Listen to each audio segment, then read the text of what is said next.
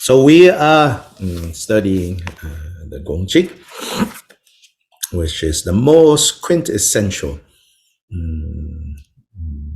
kind of essence of what Kyopa Jigten Sumgen, the founder of Drigong Kagyu, in the 11th century, in the 12th century, he lived in the 12th century.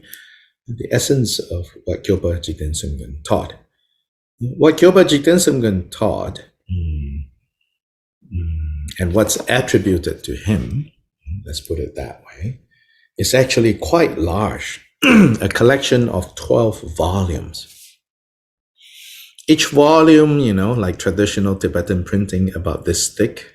And if this volume of Tibetan is like turned into like English, I think one volume would turn into like regular English print, maybe, and modern books, maybe 5 volumes.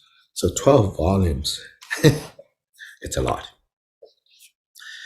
But Gongchik is said to essentialize all of these 12 volumes, not intentionally. So the Gongchik, first of all, wasn't composed by Kyopa Jigten Sungmen. In fact, the Gongchik is a collection of close to 190 statements that his closest disciple and nephew, Jing'a Sherab Jungni, compiled after the passing of his uncle/teacher. And he put together the most evocative, close to 200 statements that his uncle teacher made. That really draws out the unique flavor, you could say. So all lineages of Buddhism teach the same Dharma. But then you could say each of them have their own flavor. So it's hard, right, to, even if you're new Tibetan, to read all 12 volumes. And so by looking at the Gongchik, we are given the essence of the 12 volumes. And I can say to you that, because of my academic training, and especially academic training in the study of religion, there, for those of you who don't know how this is done, academic study of religion, we are primarily, I won't say exclusively, but we are primarily taught to be suspicious. In fact, there's even a fancy term for this. We call this the hermeneutics. Hermeneutics is the art of interpretation, the science of interpretation. It is a German, I believe, a German-derived word, hermeneutics. We call it the hermeneutics of suspicion, as opposed to the hermeneutics of trust. So we're trained to be suspicious. In other words, everything, in religion, we're trained to be suspicious. Wait a minute, they say that. What is going on here? So my academic background is primarily, not exclusively, in the hermeneutics of suspicion. There are negative consequences of that, and there are also positive consequences of that. So those of you who have studied long enough with me can see, hopefully, what might be positive and what might be negative, and then learn by yourself to take the positive and leave the negative.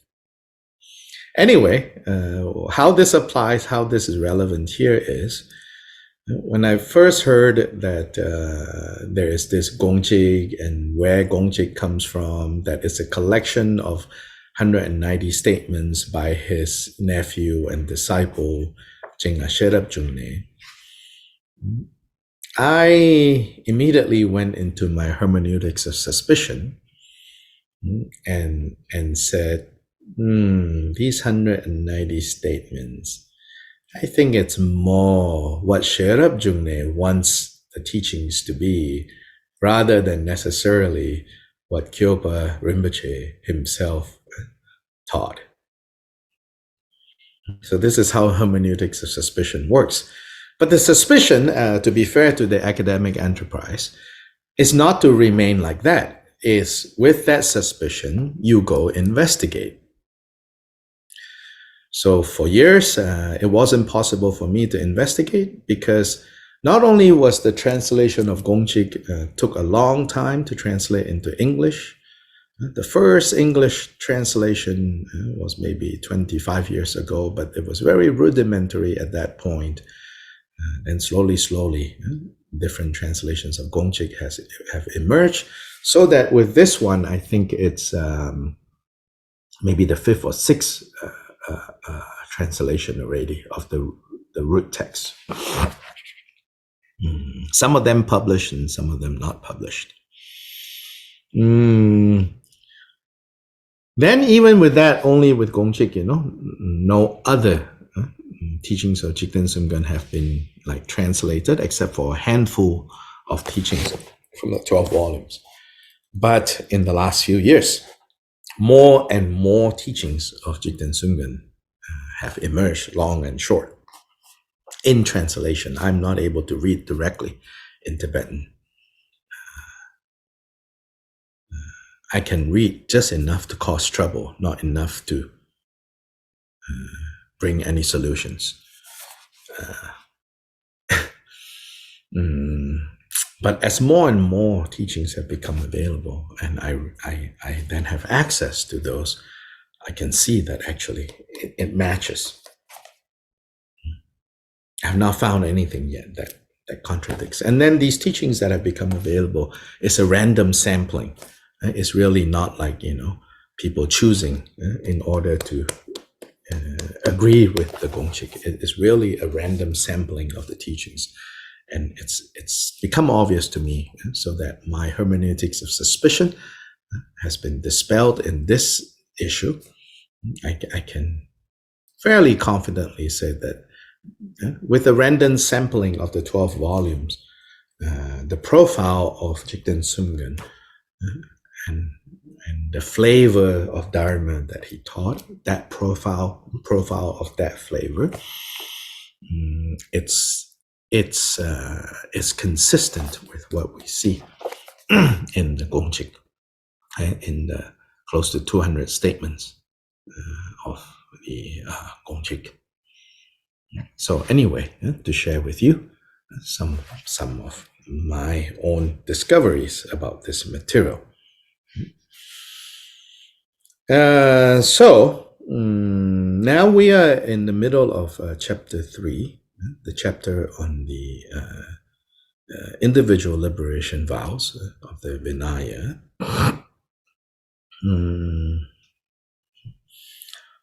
So again, to give some context, in the according to the rules given in the Vinaya collection, which is the collection on the disciplined conduct, and particularly the Vinaya collection of the Buddha's teachings, at the heart of that are the specific rules of training for monks and nuns.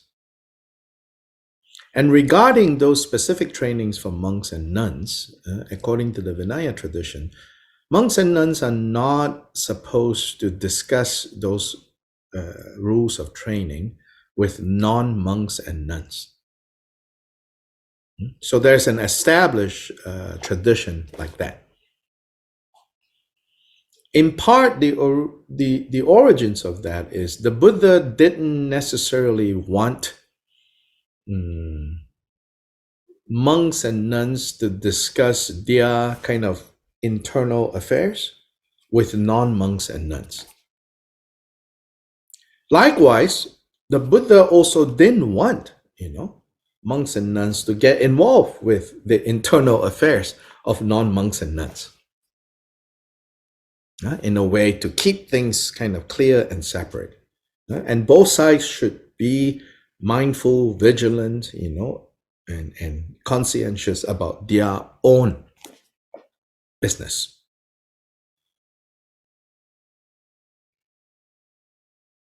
So, in other words, non-monks and nuns, you mind your own business. Monks and nuns, you mind your own business.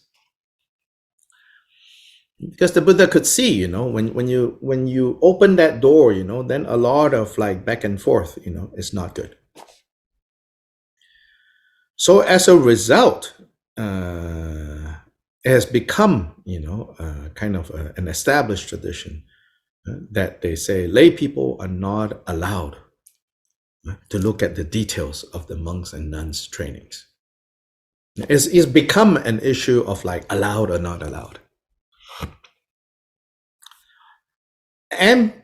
But it's more, I would say, not so much that lay people are not allowed, but that monks and nuns are not allowed to talk to lay people about their vows, their trainings. And that, again, in part is to prevent monks and nuns to gossip about other monks and nuns to lay people. Again, preventing disharmony. So that's I mean, there are lots of complex reasons. I mean, I'm just giving you the skinny, so to say. So that the moment you could say a monastic starts talking about the affairs of another monastic to you as a non-monastic, this is wrong. I have no business listening to this, and you have no business talking about this. Leave. So there is that and therefore, like in the ordination of monks and nuns, it's also not to be not the business of the lay people, so to say. So done in closed doors, but a community of monks and nuns. So this is like internal affairs, so to say. But as a result of that, sometimes even this chapter 3, there are some conservative views about chapter 3. They say that, if you are not a monk or nun, you should not study chapter 3. I want you to be aware of this.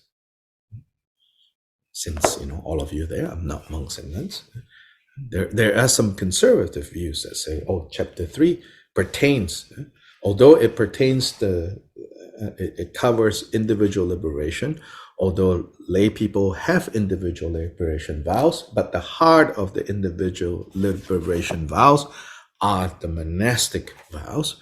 Therefore, lay people should not study chapter 3. But if you really understand, not really understand, let me rephrase that, but an alternative view to that would be, since the point regarding individual liberation vows is so central to Khenpo Rinpoche's view, unique flavor. And since Khenpo Rinpoche said, that in fact, all the details of monastic training, although lay people have not formally taken them, right? The principles behind those do's and don'ts given to monks and nuns apply equally to monks and nuns and non-monks and nuns. This is a very unique flavor of Jigten Sumgön's understanding of the Dharma. I can say that almost all other flavors will say, if you have not formally taken the vows of monks and nuns, then those trainings don't apply to you. Don't worry about it, and don't even be curious about it. In fact, you're not allowed to know anything about it. But given Khenpo Rinpoche's very unique views, and I'm not saying that you have to accept his view unquestioned. You have to investigate, if this makes sense or not. Of course, for me, I've decided this makes sense. That's why I'm in this tradition, you know. Choba Rinpoche says, you know, actually, all the details of the monks and nuns' vows, right? Why Buddha gave that don't do this. It's because doing this, whatever this is, right, is inherently on the karmic level, on the karmic causality level, is productive of suffering. That's why he says, don't do. So it doesn't matter, right, whether you have taken the vow or not. If you create that action, of course it will bring suffering. So using the analogy that I gave before, you know, like think of these vows of training, right? Whether it's the 5 lay vows or the 8, you know, short-term vows or the 10 of 10 plus 6, 16, sometimes of novice monks and nuns, and then the over 200 of monks, you know, all of that, right?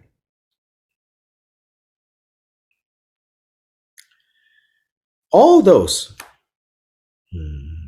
vows of training. I said, it's like insurance coverage. So what lay people have is what driving insurance, we call it collision. The most basic level of insurance coverage. Very high deductible.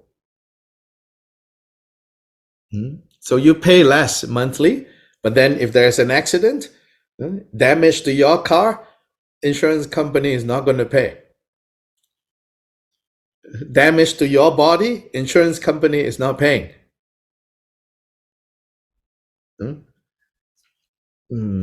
It's only paying for damage that you have done to the other person's vehicle and the other person's body. Now you have more money, you can afford better coverage.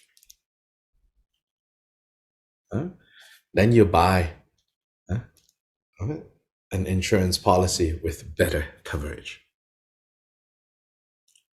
And better and better and better. But whether you buy very good coverage or very weak coverage, when your body and your vehicle crashes into the tree, it makes no difference, okay? In the sense of how much damage is done. You cannot say, you know, oh, I bought, you know, better insurance. Or I bought worse insurance. It's the same. But preventing, you know. So if you want to, if I was thinking, you know, right now, maybe a better nuance to this analogy is actually this. It's not even actually, maybe even better than, you know, less insurance coverage or more insurance coverage. It is more that monks and nuns have the full manual of what is covered and what is not covered. The rest of us who have not taken them have a more basic manual of what is covered and what is not covered without all the fine print. So we can still walk around with our, you know, pretense and delusions. Oh, it's fine, it's fine, it's fine, it's fine. When in fact damage is occurring. Anyway, coming back to here, for this reason, that is one argument why chapter 3, even though it's about a topic that in other contexts they say, you know, non-monastics should not pry into the business of monastics. Here, an argument can be made, which I make obviously, that if you understand that emphasis of Kyopa Rinpoche, then you have to say, no, there is no harm, and in fact, there is benefit in knowing individual liberation vows and matters regarding individual liberation vows in more details, in a more detailed way. Whether we have formally taken those vows in detail or not, if we have the right attitude in wanting to know, then it's almost, you could say, necessary for us to know. But in any case, this chapter doesn't go into the detailed no do's and don'ts of monks and nuns, but rather the general principles. So, having said that, now, statement 9 of chapter 3. Statement 9 of chapter 3 says, the 4 defeats are like a wealthy debtor. The 4 defeats are like a wealthy debtor. So these 4 defeats are talking about, I've already mentioned in maybe last class or the class before, the 4 defeats are those 4 actions that will cause a monk or nun, again, generally speaking, will cause a monk or nun to lose their status as a monk or nun. So they are defeated. That's why the term parajikas, which means you are defeated now. So, and these 4 are having sexual intercourse and killing someone, stealing from your own monastic community, and claiming to have special powers, lying about spiritual attainments. These 4 are defeats. You are defeated. You're like, well, what about sexual activity but not sexual intercourse? It's not a defeat. It's a lesser level of damaging the vows for a monk or nun. What about not killing a human, killing an animal? It's not a defeat. It's a lesser level. So there are many further variations of these 4. But these 4, if you commit any of these 4, then generally speaking, they say you're defeated now. Finished. Jigten Simgen has a rather unique view here. In fact, maybe a little controversial for some people. He says, likewise, and then so now Khenpo Kunpal explains this. So I'll read from the book. I know many of you don't have the book. It's not so easy to get the book, unfortunately, but keep trying if you can. So let me read. Likewise, Jigten Sumgun maintains that whichever one of the 4 defeats occurs, except for that one, that one that occurs, the other 3 vows will not be lost. It is, for example, like someone owing a debt while also being wealthy.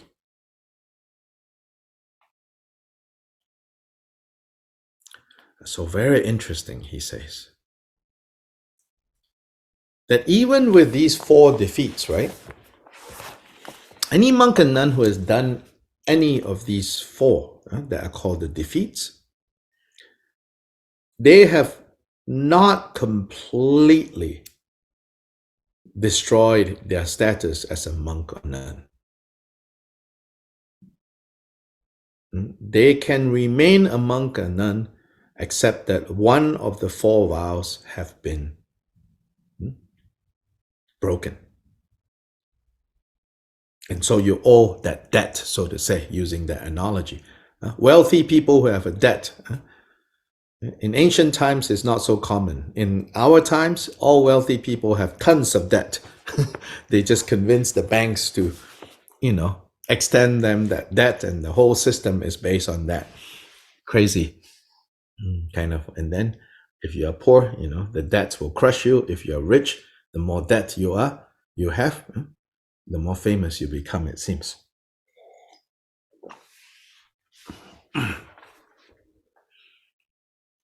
Yeah, so here actually, Jigten Sungren says, no. It doesn't disqualify that person yet. That person still has 3 out of the 4 that is intact. So this is a very kind of, you could say, generous view. In other traditions, you have to be kicked out now because you have broken one of the defeats and you are defeated, period.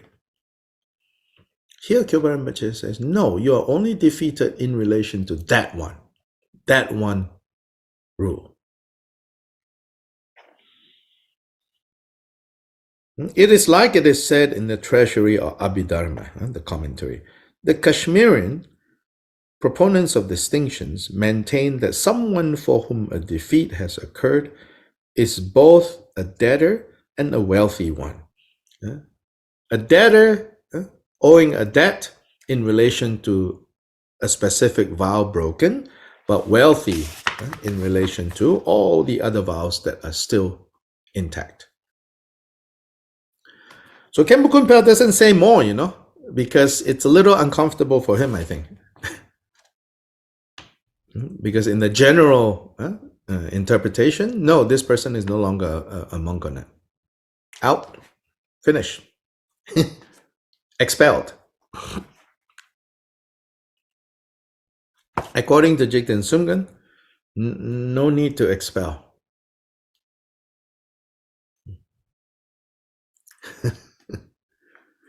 Now, of course, I think on the practical level, this could also become abusive, right?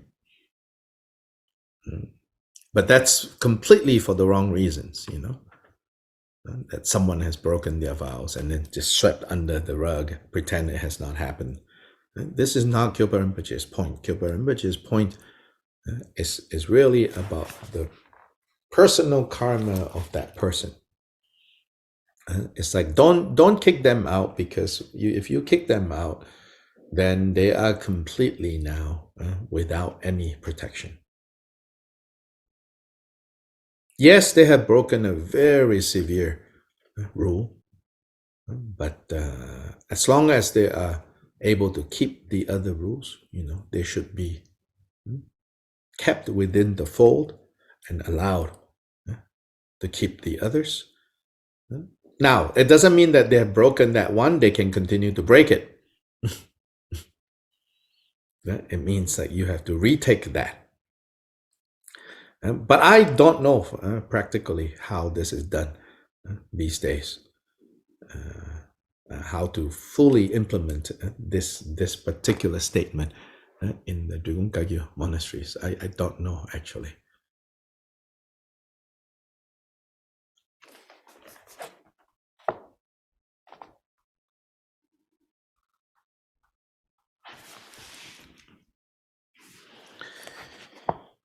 So today we will stop here. 310 is interesting. 310 is almost like, so given what is said in 3.9, let's expound on, the preciousness of keeping the vows. So that 3.10 says, just keeping one vow can be the cause for the eventual attainment of nirvana. So don't ever stop anyone. That's the larger point. Just because they have done a mistake in terms of not being able to keep a vow that they have formally and publicly adopted, taken. Don't out of reputation, out of concern that other people will criticize, out of saving face, abandon this person, kick this person out and say, oh, you've broken the rules. You are no longer part of a community. You have to get out. To me, this is the larger point of Jigten Sungan's emphasis. So certainly, it's not very concerned with PR. And certainly, if there was a public relations, firm protecting the image of this particular group, they would be like, no, we have to kick this person out. We have to publicize it and say this person is no longer welcome in our community and they have been bad and they should be out and this and that. Right? And there's something to be said about that, like you have to make a public stand. You have to make a public statement that this is not tolerated. Something to be said about that. Yes, I understand. And especially with a lot of these clerical abuse, right? Priests, monks, whatever, abusing those people who are put under their care and trusted, and the church, the monastery, whatever, covering all these things.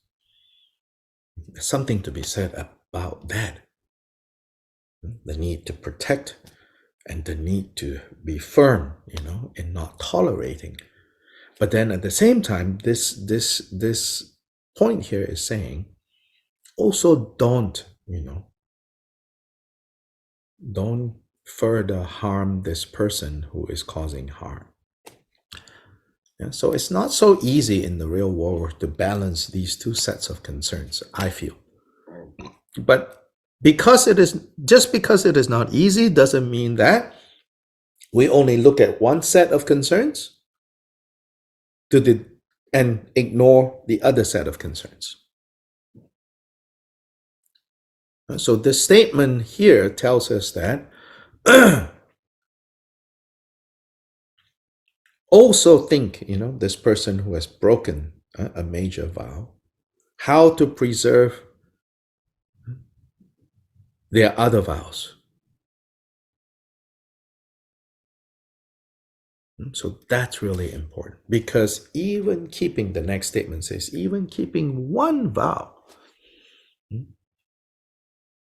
that can serve as the basis for eventual attainment of enlightenment.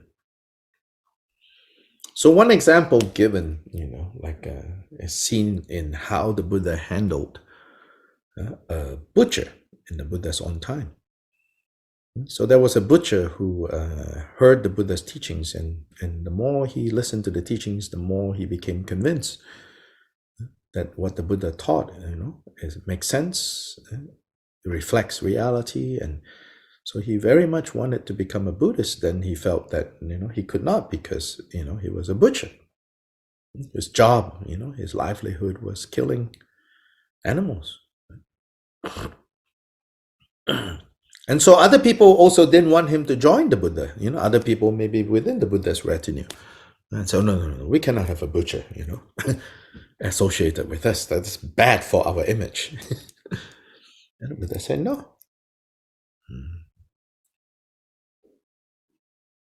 Despite him being a butcher, that he now has confidence in the three jewels, we never reject that person.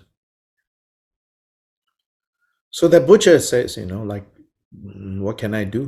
Buddha says, how about you try 1 day a week? You don't do your job. Can you arrange that? The person said, I will try. And so the person did that. Then eventually, he will not kill in the morning, all the mornings. Slowly, the Buddha skillfully, helped this person to transition out of, rather than being judgmental. So the Buddha didn't care, for in that sense, public image.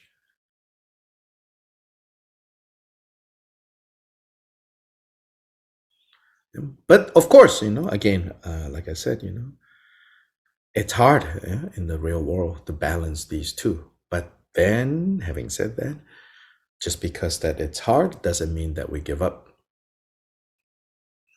We have to try.